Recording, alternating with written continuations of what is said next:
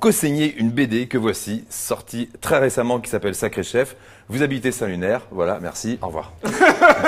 C'est parfait, Saint-Lunaire. J'ai oublié plein de trucs, que vous étiez prof de français aussi, tout ça. Je l'ai été, oui, absolument. C'est fini ça? C'est fini, peut-être pas, peut-être que j'y reviendrai parce que j'adore le contact avec les collégiens. Donc ça peut me manquer. Alors, il y a 3 noms en haut de cette BD. Qui a fait quoi? Alors Fanny Briand, elle a fait les dessins. C'est sa première BD et j'ai été assez scotchée par ce qu'elle a fait, franchement.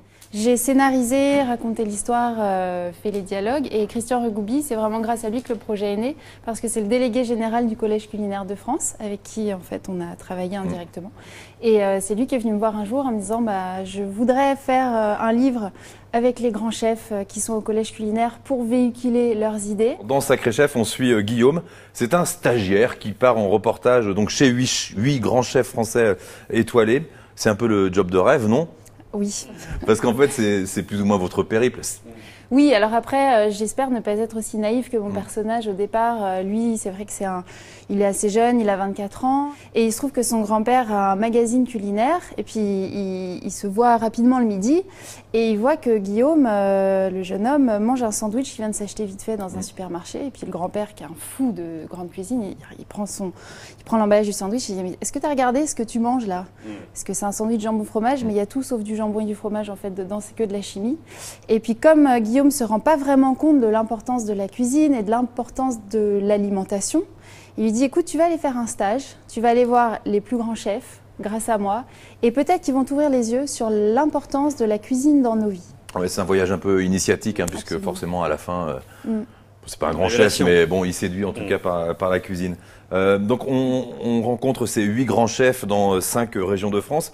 Et alors par exemple, je prends l'exemple de Ducasse qui est le premier. Ducasse, c'est 20 pages. Petite anecdote, on parle de l'enfance, des anecdotes, la philosophie du chef, on passe à la construction d'un plat, d'un souvenir d'un plat à Séoul, le choix d'un produit, la recette de la fraise au pesto d'estragon et chèvre frais.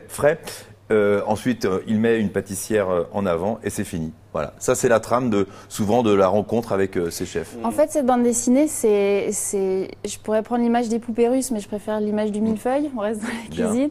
C'est vraiment un millefeuille, c'est-à-dire qu'il y a l'histoire de Guillaume qui va évoluer au fil de la BD. Et à chaque fois, il va rencontrer un chef et chaque rencontre avec un chef, c'est aussi une histoire. C'est-à-dire que c'est articulé en fonction d'une anecdote réelle qui leur est arrivé pour de vrai, qui nous ont raconté. Et à l'intérieur de ces rencontres avec les chefs, ils nous racontent eux-mêmes d'autres histoires qui sont liées au plat, par exemple, qui vont être parfois liées, je pense à Alain Dutournier qui nous raconte une histoire sur Chabrol. Donc c'est vraiment un enchâssement d'histoires les unes dans les autres. Donc ce périple, vous l'avez fait aussi, vous avez fait le tour de ces 8 tables exceptionnelles. Vous étiez client privilégié ou pas? Oui, je dois dire j'étais très touchée quand même par leur accueil. Il y a eu ce privilège non seulement de déguster leurs plats, et de parler avec eux. Donc on a eu à chaque fois un moment un peu intime après la dégustation. Et il y a des séquences inédites chez Michel Guérard par exemple, qui veut créer un plat à partir du sauterne, qui est un vin sucré un peu... on va dire un peu oublié, vous enquillez les verres de sauterne, non, votre personnage, et ça finit avec une glace à l'endive. L'enjeu de ce plat, c'était de donner envie de boire du sauterne, parce qu'il dit on n'en boit plus. C'est vrai que je me suis dit, c'est pas quelque chose qu'on boit régulièrement.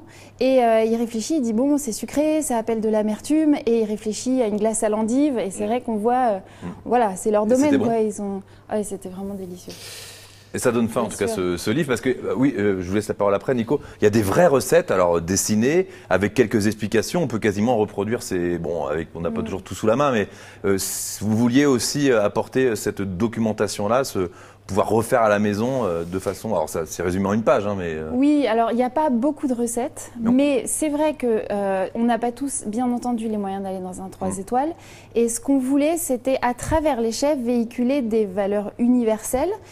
Et alors c'est plutôt Alain Dutournier là qui donne des astuces pour manger très bien chez soi. Lui, il fait une recette d'œuf au plat, mais il explique que même parfois de très bons cuisiniers ne savent pas cuire un œuf au plat. Avec une tranche de jambon de 2 cm, voilà. Dessous. Oui, c'est ça. Et puis, non, mais surtout, surtout des produits de qualité. Ouais. Donc il y a un discours derrière pour mieux manger et pas forcément cher. Alain Ducasse, il dit on peut, voilà, les produits humbles, on peut faire des choses merveilleuses avec. Moi, j'ai goûté le concombre de mer, très franchement, bon, ça, on n'en trouve pas au supermarché, mais je veux dire, ça peut être avec des sardines, ça peut être des maquereaux. Oui, plus des sardines.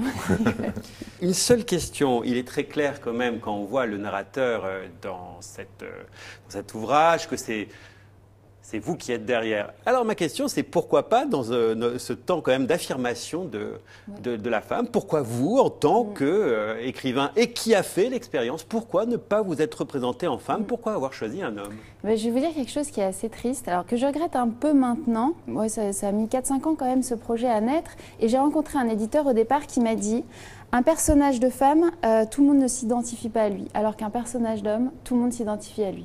Est-ce qu'il y a plus d'hommes à lire des BD peut-être? Je sais pas, c'est quelque chose sans doute qu'il faut changer. J'étais jeune et influençable, je me suis dit bon, je vais faire un personnage d'homme. Et c'est vrai qu'aujourd'hui, après coup, je me dis est-ce que j'ai bien fait? Je sais pas. Après, bon, moi j'aime bien me mettre dans la peau d'un garçon, je trouve ça aussi amusant, c'est la liberté de la création. Vous êtes fait avoir, Emmanuel. Dire on ne peut pas, une jeune fille en train d'apprendre, en traversant des grands restaurants, ne pas représenter de femme, c'est vraiment un discours qui a 30 ans de retard. Ouais, je suis d'accord.